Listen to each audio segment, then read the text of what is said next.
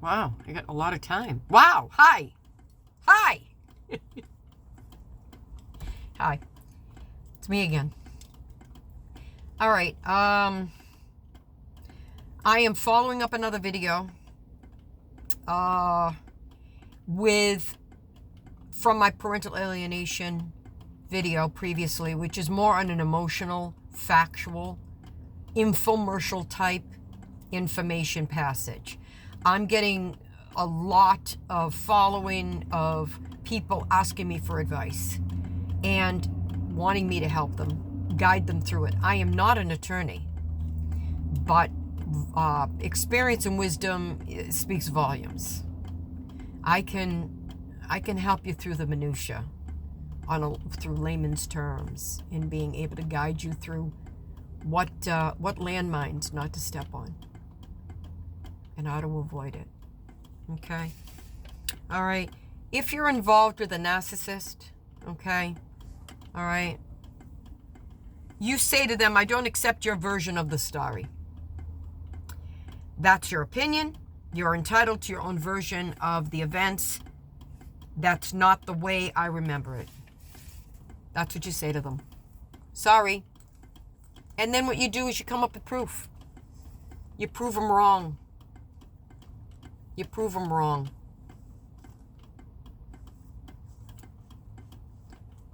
You know?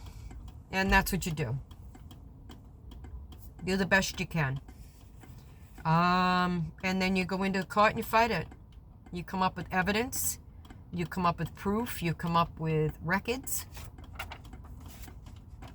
That's it. Keep a diary. Keep a journal. What I'm doing in this video is going through Rhode Island. I'm going to address Rhode Island. Rhode Island's general law is 33-15-1-1. Joint custody, natural parental laws that you can look up. Massachusetts is Parentage Cession Law Act 33-15, 1 through 3, and it's 2024 chapter 166. That's what I looked at for mine. It says no preference between parents. Joint custody, child custody, and visitation, natural parents generally have equal rights. Okay? Never once in my case, okay, and I'm speaking on my behalf, not anybody else's. This is not an attack video. This is not a slam video. This is not a revengeance. This is an infomercial kind of video. Okay? As I said, I have healed and I'm not reactionary. It is fact. It could trigger a lot of people going into your records. Take a deep breath.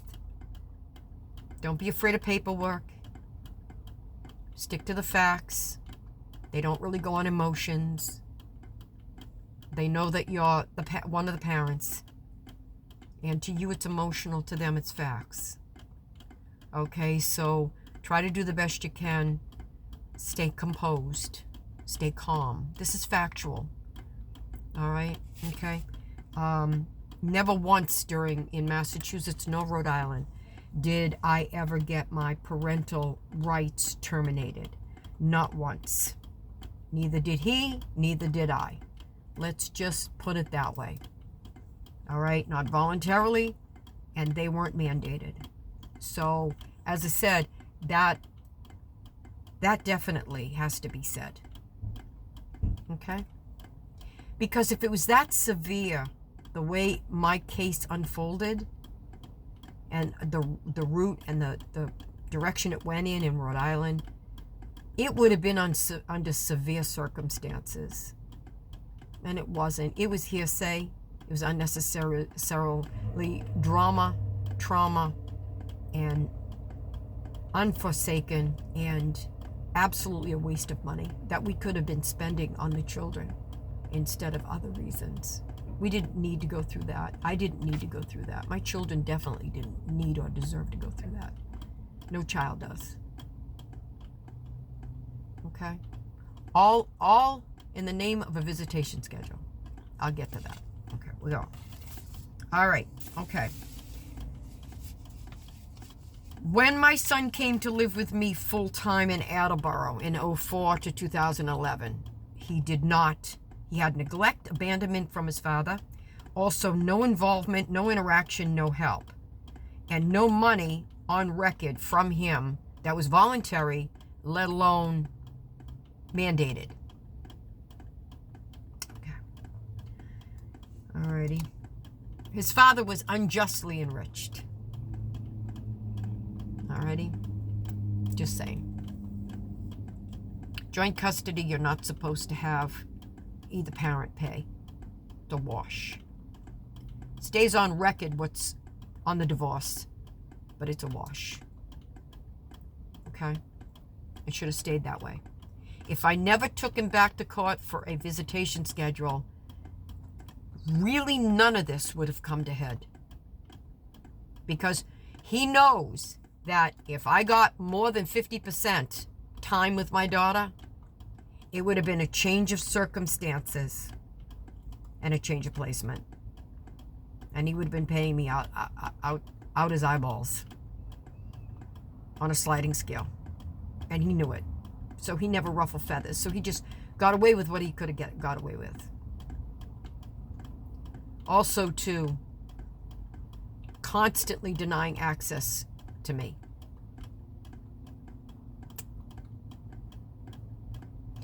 I did take her, it's on record, back in the day when, I think it was 2002, she and I went to Attleboro Court. I stood in front of a judge. He gave me 1 day grace for sole custody of her. And I was seriously threatened with jail time, kidnapping, all of that. I was really threatened. And we had joint custody in Rhode Island. Hadn't even come to Mass. I only went to Attleboro because I was living there. I was living there with her brother. Okay? What happened was I was mandated to bring that child back to Cumberland, or else. And this was 50-50, this was joint, we had joint custody, which is 50-50 physical custody between us. We have 50-50 access. I was denied that. That's against the law. It violated my rights. Rhode Island violated my rights. And then Rhode Island, those people decided to lie to Massachusetts. Massachusetts was tricked. I'm getting to that.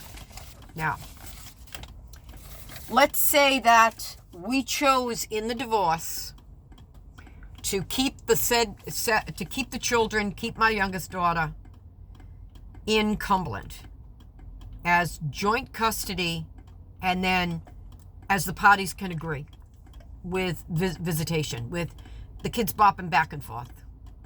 Nothing was ever established from the beginning, very formal. Okay? So it's the non-custodial because they spent 50% of their time or more going to school, going to Cumberland, going to activities, going to neighbors' houses, playing with their friends, yada yada, all the above. So what happens if the custodial parent doesn't cooperate? Now, she was living when they were uprooted out of Cumberland. He came to live with me, and she went out to Shrewsbury, Uxbridge and Shrewsbury. She went out to Shrewsbury with them and stayed there until she went to college. Okay? All right. These facts that I'm getting, that I've had for years, is from the website of Kirschenbaum and Kirschenbaum, which is a pretty big law firm in Rhode Island. So they do have credibility. So I went and looked up a lot of things in Rhode Island. What happens if the custodial parent doesn't cooperate? Cooperation between the custodial and non-custodial parents is essential for successful visitation arrangements. However, disputes may arise. Custodial parents may not always comply with the agreed upon visitation schedule. Okay, if there is a slight amount of, or it's assumed that visitation in joint custody is 50-50, and that other parent doesn't cooperate, they should lose automatically. The child should go to the other parent immediately. In such cases, legal intervention may be necessary. And that's what I did. I brought him to court. Okay? Your Rhode Island divorce lawyer can appropriate legal steps to enforce your visitation rights. They decided that they were going to take the retainer and the money and go and leave me in the lurch. All right. Seeking remedies for any denial and interference with visitation. Didn't really care whether or not my children was in and around their own mother. And they were asking for me. Why aren't we seeing our mother? Where's mom? Why don't we spend time with her? He lied to them. He told them that I didn't love them, that I didn't want them living with me, that I didn't want them in my life, and lied to them. That I didn't call him, I didn't do anything. He cock-blocked everything. He stopped everything. He unplugged phones, interfered. He did everything possible to parentally alienate our children from me for no reason at all. And the law, which I'm going to be in the future holding caught, and I will be holding Rhode Island responsible. That's next. My rights, my visitation rights, my natural parental rights, my joint custody rights, all of it. All right? We're violated. We're not insured. And we're not advocated whatsoever. Remember, Rhode Island is more concerned with where they're living. Massachusetts is concerned with the best intentions of the said minor children. They're concerned with other things, a little bit more in depth. Okay. How children visitation can be ended or modified. That is when you submit modifications. Even I know that. You have to submit modifications and motions for hearings and go through the legal process. Okay? Circumstances may change over time. Visitation orders may be modified to accommodate evolving situations, such as changing the work schedules, relocations, and the children's changing needs. My daughter needed her mother during those formative years and was denied access. To this day, she cries. To this day, she told me that being so upset, she would cry herself to sleep, wanting me.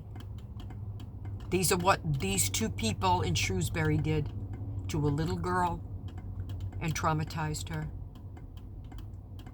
I kept going back for a visitation schedule, but then I was fighting for sole custody. Then it went up a level.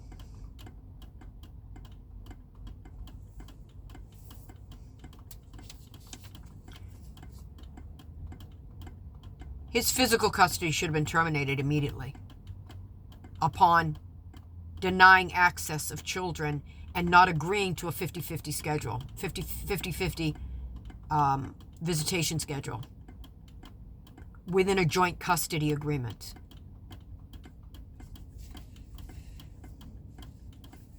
The child's safety and well-being. My children, especially my daughter, my youngest, who got caught in the crossfire, her well-being definitely was not even considered. And to this day, she remembers crying herself to sleep and hysterical, and me not being there during her female cycles and what happens that, and then going into middle school and going into high school and all of that only a mother and a daughter share. And they stole that from me. And they stole that from her. And they purposefully denied a little girl access to her own mother, who she cried for. What monster does that? What monsters do that? What evil allows that to happen? My son got abused and ran to me and ran away. He's homeless for a while. I grabbed him. I said, I've got one, I'm going to go get the other. That's the extreme you have to go to. And yet this guy and the court system, courts allow all this to happen. That's child abuse. It's child abuse. When you deny the other parent access to the child that's crying out for that parent, and you don't work to accommodate, even if you have another relative. I'm not talking about social workers. I'm not talking about agents of the court. I'm talking about relatives. So you have a grandma and grandpa there. You all go out and you visit and all of that. You have other family members there. That's a softer way of having a second pair of eyes. But to have it so strict, it was like we were all convicted. It was like I was being treated like a convicted felon. Like I did something wrong and heinous to my children. To have the court system put my children through this. It's like aggravated child abuse on how badly they were treated. That's what makes me mad. That's what I'm going to go back to court and fight for. Okay? All right. How a Rhode Island divorce lawyer can help depends on who you have.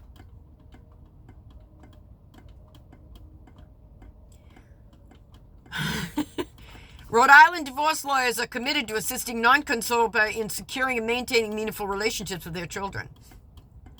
Ha! I don't think so. Only if you're running a tab with them.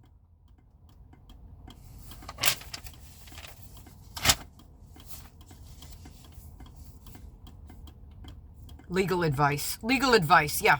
Okay. Know the laws. Know your rights as a parent.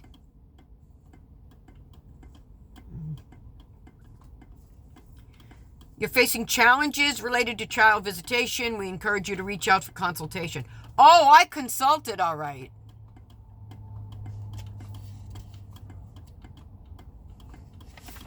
Okay. Now, we're going to get to actual paperwork coming from the archives. Okay, ordered. The defendant mother shall enjoy visitation with the said minor children the following dates.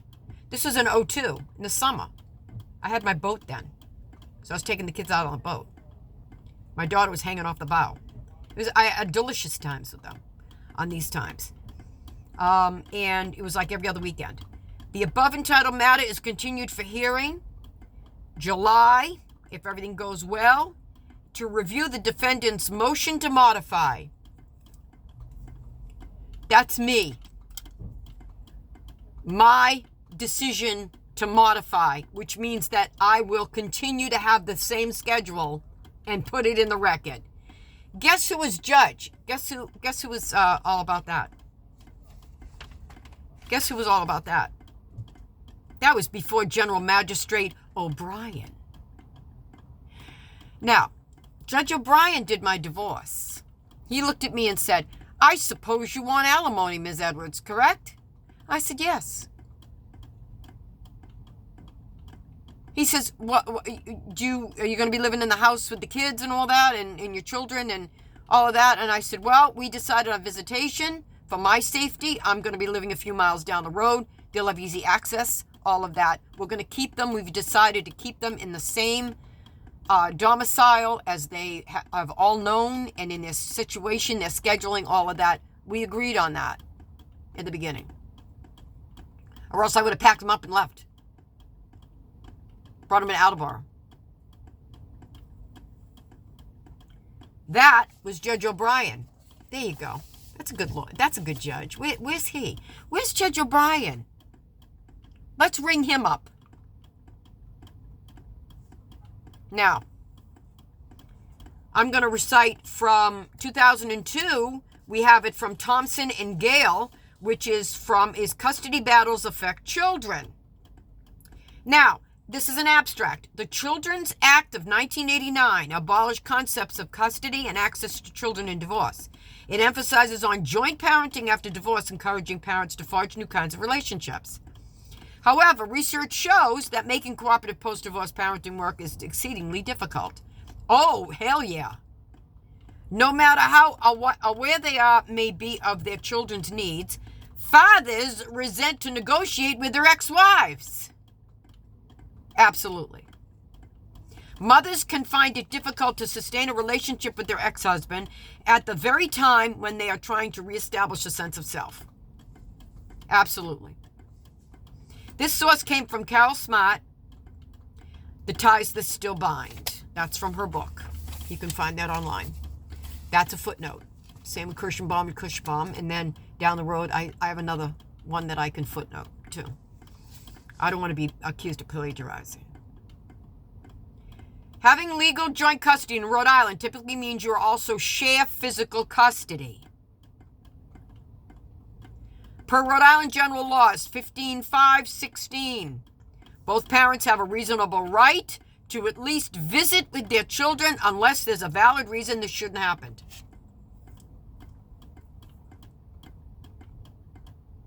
Once I took him back to court for a visitation schedule to be established, it was game on. He was going to do anything and everything for that not to happen. Yeah. Mm-hmm.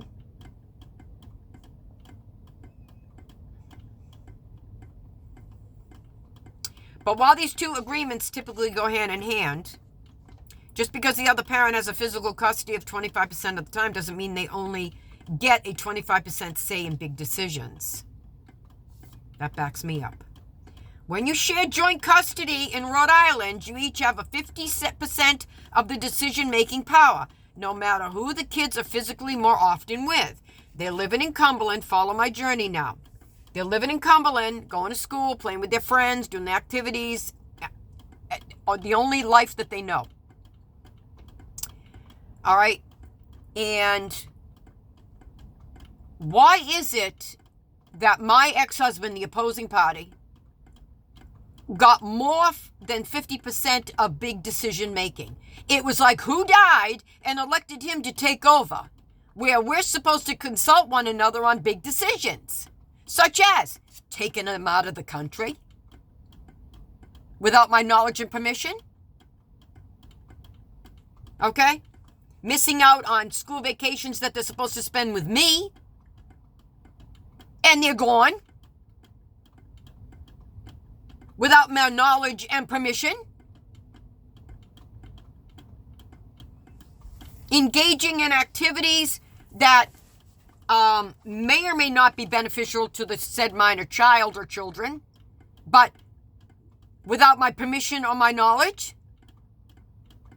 Decided to disregard 50% of the decision making and the big decisions. Who died and elected him to make all the decisions? My rights as 50% of those decisions was violated. We're going to court, Rhode Island, because you violated on every level my rights. It's a whole new case. It has nothing to do with the statute of limitations with 3 years. It has nothing to do with that. It's about that, but it doesn't involve that. But what I'm doing is I'm doing a whole new case and taking it higher.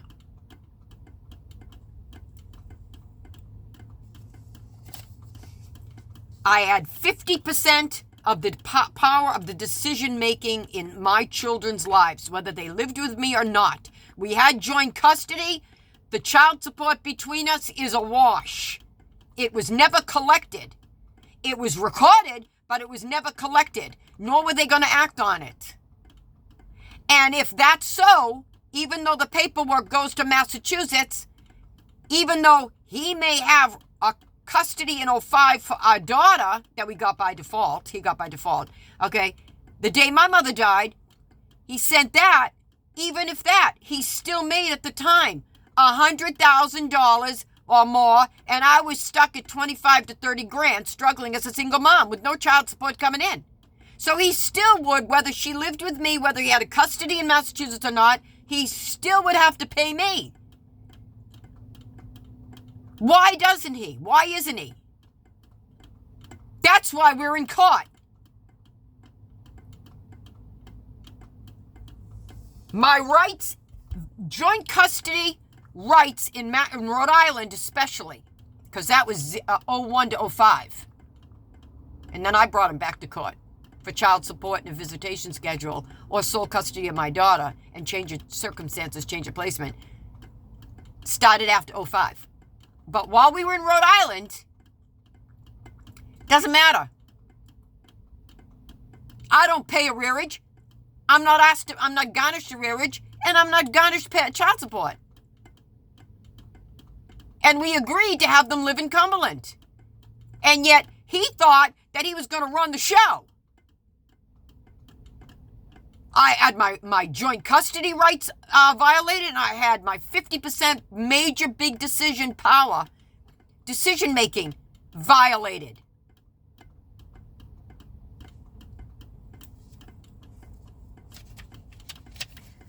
Okay.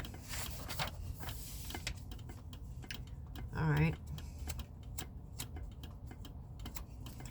The answer will depend on two things. This I found, I looked up and researched in 2022. So you're talking about throughout the years, especially in the last 15 years plus. I've been doing a lot of research. The custodial timeshare, okay, and it looks like you have about equal time with the kids, and yours and his income. That's what's determined. A, we had joint custody. B, we were supposed to have 50% of the decision-making and time. And C, his income superseded mine. He was making 6 figures plus. I'm strapped at $25,000, barely making it.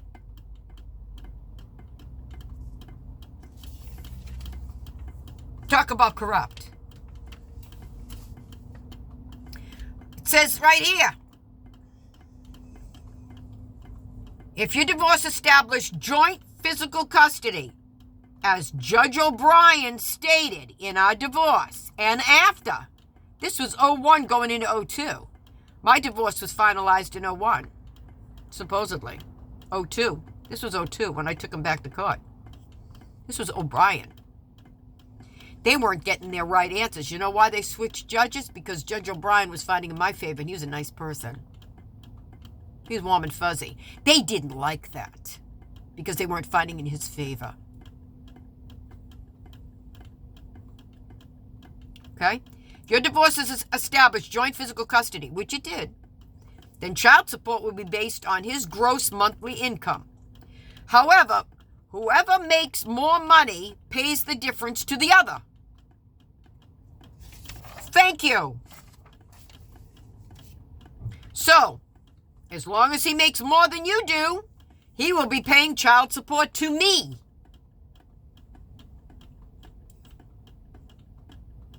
Why did Massachusetts take, Rhode Island didn't? Why did Massachusetts, after the fact, take it upon themselves to initiate from a foreign court order? You have a foreign court order sent over to Massachusetts. Most likely it's not reciprocated, but in some circumstances it might be, depending on the circumstances. Okay? All right? It goes to Massachusetts. Massachusetts needed to have him take me to court and initiate a standing, a base, such as, you're making this much. If he did that, the judge would have said, Ms. Edwards making $25,000, you're making over 6 figures. You're going to end up having to pay her because she has a child living with her, and she's asking me for change of circumstance, change of placement. She wants her daughter living with her too. And there's no arrearage in Rhode Island. I don't care how it's calculated. All it is adding up what you think that is owed. And then Massachusetts takes that ball and runs with it. thinking that Massachusetts has the right to do that. Massachusetts never took me to court. My ex-husband never took me to court. I took him to court, and then he dropped the ball. Then he showboated it and stonewalled.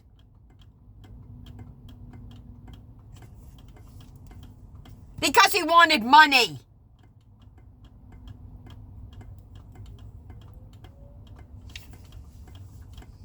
He will be paying you child support. That's it. Okay. Now, we are going to get into, based on joint custody, those are the rules in Rhode Island according to joint custody. And joint custody usually goes hand in hand with physical custody, which is 50-50. 50 amount time, 50 amount of the major decisions.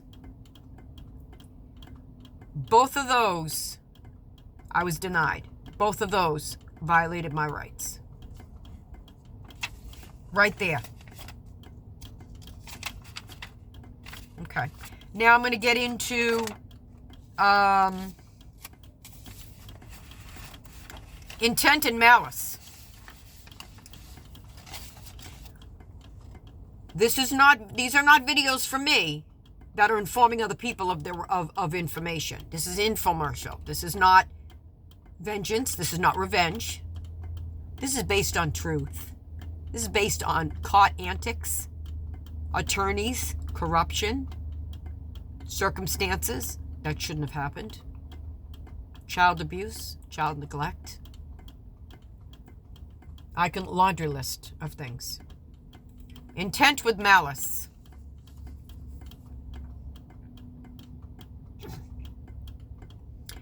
The statement, meaning you knew the statement was false or acted with reckless disregard for its truth or falsity. Yes. He said right out to the court and right out to the hallway on 5th floor Darren Street that I was an incompetent, unfit mother. An incompetent woman. Yelled that out. That's not insulting my feelings? Really? Me of all people. Paul acted with reckless disregard. I've taken reasonable steps to tell the truth. I'm backing what I'm saying up with court documents and with definitions and with statutes from both states.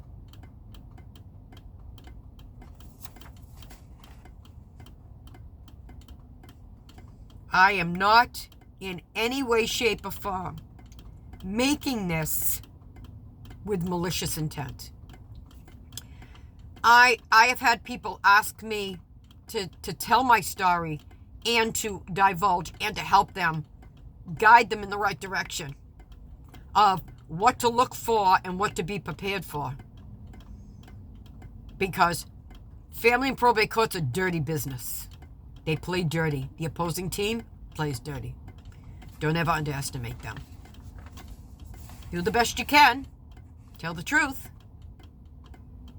That's what I'm helping. I'm helping other people. And it's working. I'm hoping by me doing these videos that I am able to help somebody to not go through what I was meant and my children were meant to have to go through at the hands of all of this, all these other people.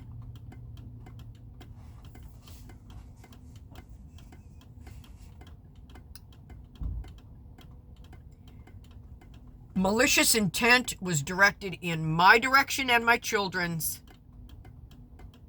with illegal and legal and personal claims that basically was an intentional infliction of emotional distress. I had that in the supervised visits that I volunteered, again, to be able to get a visitation schedule. I went through that once a week. I said, so if I go through that, I'll get a visitation schedule. Then I went back to court in January. It was a few months. It was the fall, especially during the holidays. Again, another set of holidays that my children were denied access to me. And their Christmas presents that I sent them and had for them were thrown out. And they were returned to the police station in Cumberland, Rhode Island for me to pick up. As a child, how would you like that? That sucks the image of Santa right out of your mind. A young child. Yeah, that's kind. That's someone in their best frame of mind. Really. Emotional distress.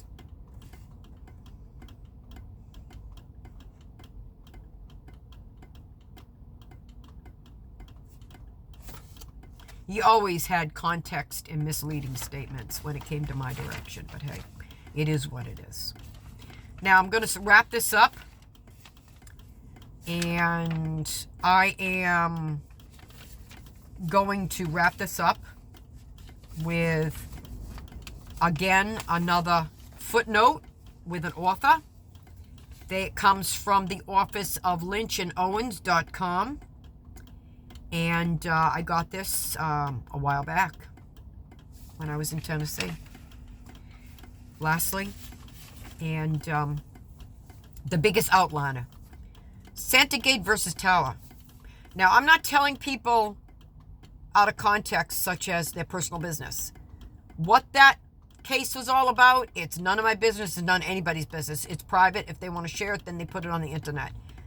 All I can say is the contents of it and the context of it. In very extreme circumstances, which I feel like this one is extreme circumstance. It has been for 25 years. Okay? And this is having to do with retroactive child support. Okay? Retroactive child support could be awarded even if the parties were married. In Santagate versus Tower, 64 Mass Appellate Court, 3/24/2005. The appeals court held that the mother could seek restitution for unpaid child support from her ex-husband 30 years after their divorce, despite the absence of any child support during the intervening years, on the equitable theory that the husband's avoidance of child support constituted unjust enrichment. The case featured very unique facts. I have very, very unique facts. I can give you all the facts you want that are true. I'm not pulling these out of the ethers, okay? However, it is fair to say that it represents a major departure from the ordinary rule. Well, that's what I'm looking for. I'm looking to take Rhode Island back for violating my rights. Towing my vehicle, jeopardizing my employment, losing jobs, getting my Jeep towed, all of it, on every level. And they wouldn't even hear me. They wouldn't even hear reasoning. They wouldn't even have any compassion, empathy, nothing. They're vicious, which means that they were influenced. Something was on the notes, but totally untrue. There's nothing on me. They stopped me coming from New Bedford one day, towed my vehicle, pulled me over, lights are blaring, almost with the, everything flaring out. And I'm like, what the hell's going on? Towed my vehicle. I was on my way to work in Providence. This was way back when. And they towed my vehicle.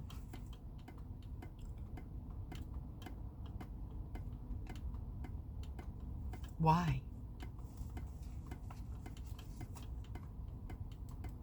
Little birdies telling them, the state troopers, the little birdies telling the state troopers what? Someone calling in a favor? Someone whispering in somebody's ear? Some favor being called in? What? What's happening?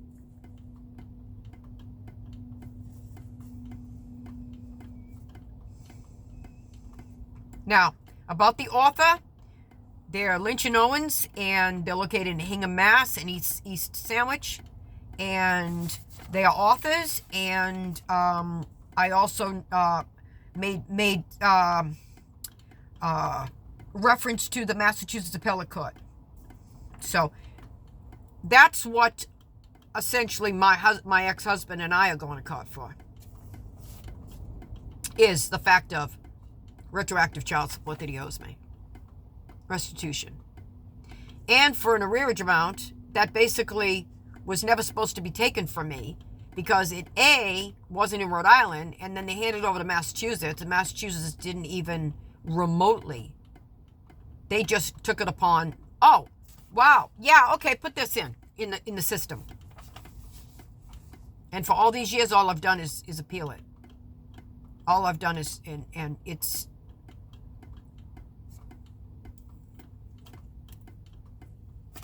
so I did the right thing. But I want my arrearage back. I want all of that back, thinking that they thought that that was from Rhode Island, because the whole amount's from Rhode Island, which doesn't exist. I never owed arrearage because we had joint custody. We still, in fact, in Massachusetts, have joint custody.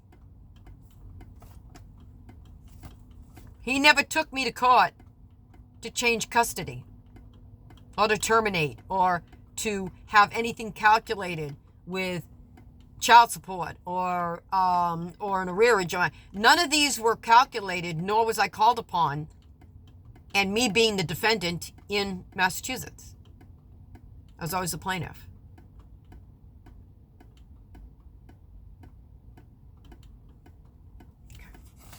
All right. I heard the best video. I will leave you on this. I heard the best video ever that I want to not plagiarize, but I do want to spread it. I heard it on TikTok. Awesome. I don't know how TikTok works. I know how Facebook works, and I know how LinkedIn, and I know how Yahoo works. Okay. What happened to me happens to a lot of parents. It's called civil conspiracy. And that's exactly, boy, did it ring true. Woo! Did it ring true. First is to protect yourself. When a group of people work together to target somebody, it is not drama. It is a civil conspiracy. 2 or more people agreed. Agreements, or even agreed silently to harm somebody intentionally through unlawful means. Example of harm. Coordinated harassment. Had co-workers, I lost jobs, friends, neighbors, associates at the church, all of the above, at the school, all of it. Spreading rumors. Backstabbing me. You spread rumors through the social media. I'm not spreading rumors. Everything that I have ever procured or been on videos with or expressed is stated the truth. It's in the archives. They're in the court documents. You can get them. And they're in the statutes, backed up by the laws, related to as evidenced by. Now, the emotion behind it, it is emotional because I'm a mother. I'm a grandmother. Of course it's emotional. But I'm sticking to the facts. Teaming up to interfere with their job, career, personal, parental relationships. Oh, yeah, his second ex-wife. And all of that group. And all of her cronies. And his co-workers. And anybody that would hear him that knew me. Jeopardized my job. I lost jobs. I got laid off. I got let out. All of that. One day I'm on. The next day I come to work and I'm persona non grata. I'm public enemy number 1. Why? There's no detriment. There's no reprimand. Nothing. It's like these people had somebody whisper something in their ear. And other people, including family and parenting, interfering with my parenting. I had third parties interfering with my parenting. False accusations. Oh, she's an unfit mother. She's incompetent. False accusations as a group to damage their reputation. Oh, yeah. You can plant a seed. You can plant a seed anywhere. Oh, you can do that. Anybody can say anything. You have to go to the nth degree to prove it wrong. Well, I am proving it wrong. I am. You think I'm not, but I am.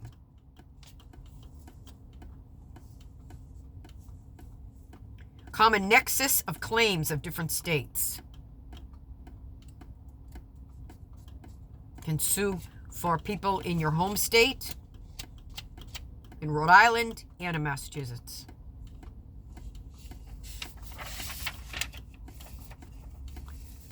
Remedies and recovery. This was a very, very smart man, by the way.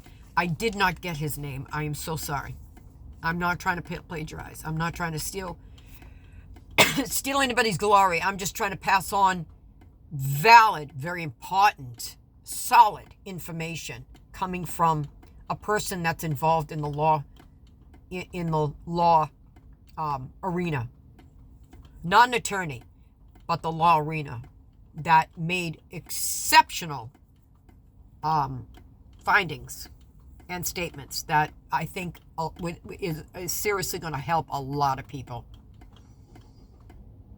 Compensatory damages for emotional distress, loss of income, and financial harm, and personal harm. Is devastating. Devastating. It still is. It still is. It's on the mend.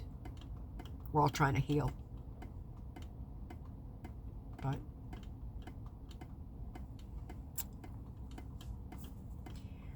every person involved can be held responsible. Are you hearing that, Shrewsbury? Okay.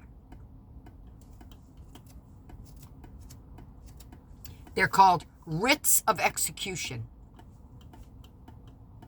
I'll let an attorney explain that to you when we see each other.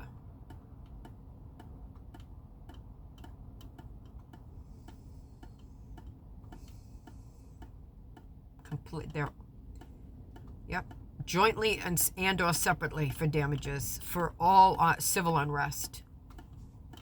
Do you have any idea emotionally what violating a parent's joint custody, parentally alienating them, the children from the mother or the father, and then joint custody, and then literally lying to the courts and manipulating the courts and the law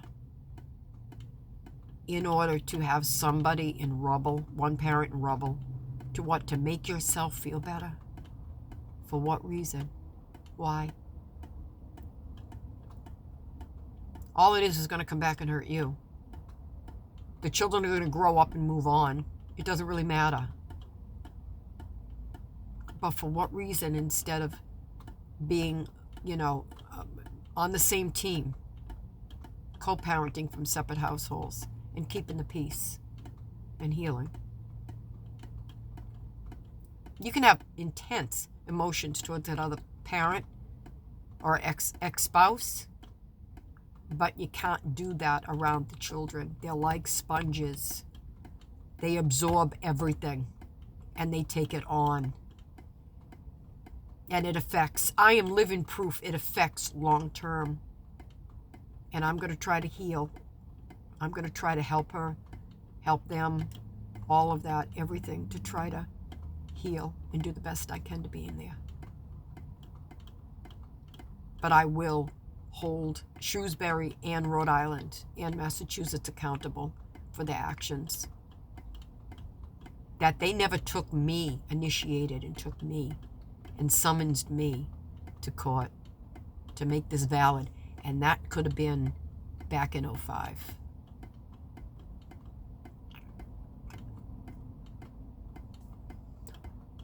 Basically, all in the name of not doing a 50-50 split of time and big decision making and visitation schedule, a set schedule.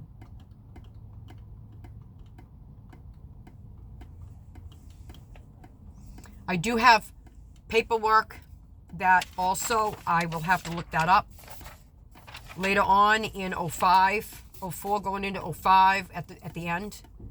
The guardian ad litem and Dr. H, they agreed on withdrawing their involvement because there wasn't any need to have them. They did not feel the need to have supervised visits. They did not feel the need to have anybody counseled or any more actions taken on our case. The fact that we should have had a visitation schedule at the end of that court date, that day, and had it drawn up between us, get copies, and then move on with our lives and with our children's lives. That's what should have happened. And that actually, on the court paperwork in Judge Mutter's court, that's actually what happened. And it was cock-blocked. And that was it. And we were told to take it to Massachusetts. And that's when I took it to Massachusetts. And that's when I picked up the ball. And every time we went to court, all he did was just bum rush and cock block and just state that I was paying him child support. That's all he was concerned about. He never, ever in either state said to the court, for the best interests of the children, it has to be established that they have to spend time with their mother. And 50% of the power decision, big decision making, has to be with both parents. And instead, he decided to not engage in that activity at all. And that's what I'm holding him accountable for. And the trauma that my daughter incurred due to these people. Unbelievable. Unbelievable. I'm opening up a new case. Forget the old documents. This is it. Mama's got a brand new bag. Got a brand new docket number.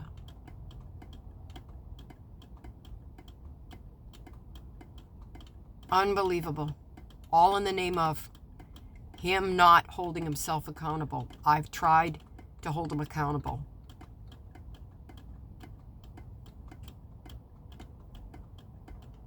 There's nothing on me. There's nothing. Other than my videos that I'm posting, there's nothing on me. And I'm telling the absolute truth as evidenced by, related to, backed up with fact and proof. And this is not a slam game on them or him. This is holding accountable the systems in place. I'm going after the bigger picture, the systems in place. That's what I have a grievance with. Okay. I'm hoping this happens. I'm hoping that you get some sort of common sense, some sort of answer, some sort of peace, some sort of information, anything from these videos that basically can help you navigate through the rough waters, the tumultuous, tempestuous, rough waters of family probate court. It is a nightmare. That's what I'm hoping. Okay. So on that note, I've got to go. And Salamas Malikis. Your answer back to me would be Wa Salama Alikis.